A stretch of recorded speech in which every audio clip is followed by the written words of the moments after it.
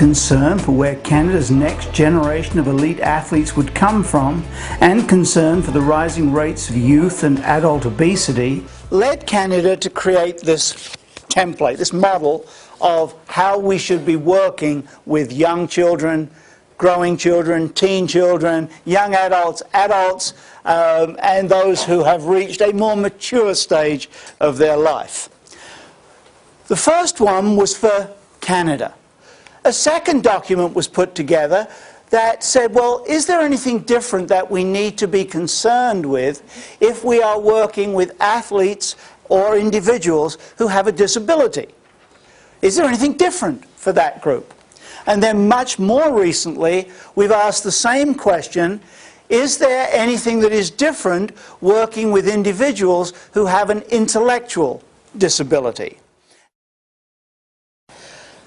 The model, which I want to go through relatively quickly and then go through in a little bit more detail, has a number of different stages in it.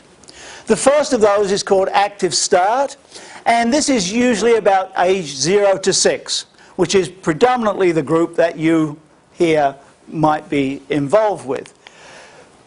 The second level is called fundamentals, and this is typically 6 years of age to 8 years of age for girls, 6 to 9 for boys.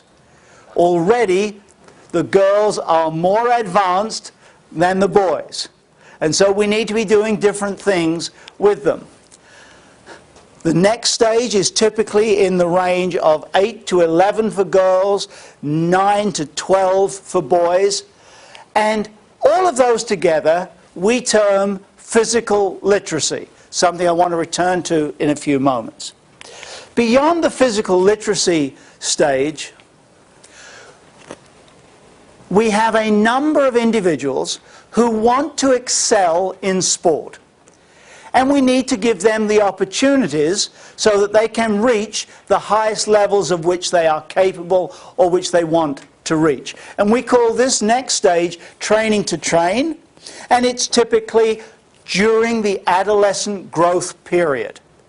Call it 12 to 16 for boys, 11 through 15 for girls, somewhere in that range.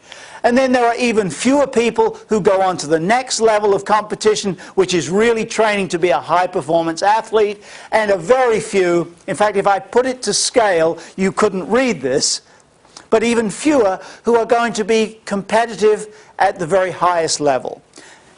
In the Canadian Sport for Life model, training to win means being competitive on the world stage.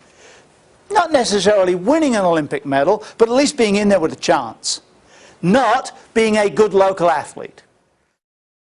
What's much more important, however, is that we want to have physical literacy so that individuals will become active, healthy participants in physical activity during the rest of their lives.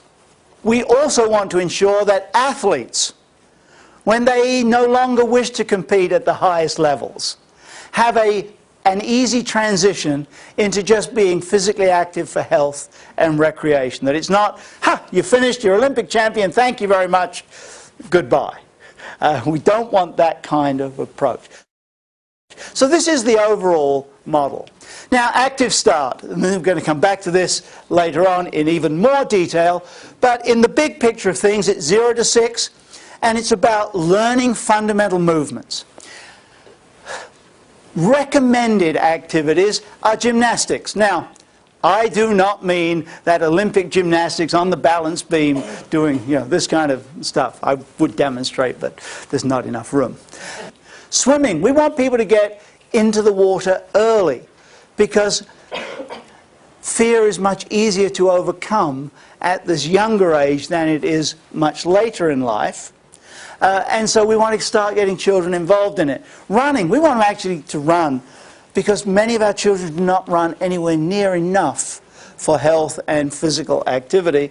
And we also want wheeling because I work with athletes with disabilities and I want to make sure they don't get left out. This is the stage we're going to spend a lot of time looking at in a few moments, but I just want to give you the big picture of the whole scheme.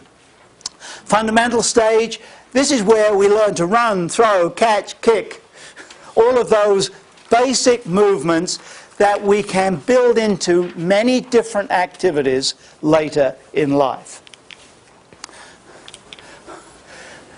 In this third stage, the learning to train stage, this is where children get into sports for the first time. You've got these fundamental sports skills. Learn to play soccer, softball, go swimming, do those kinds of basic Canadian sport activities. And I'll add hockey in there because I always get in trouble if I leave it out. Those three together become our physical literacy. And this is our objective is to have every Canadian child become physically literate.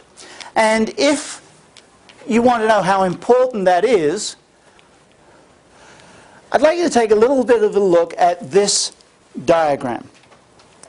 This is about a single skill, catching.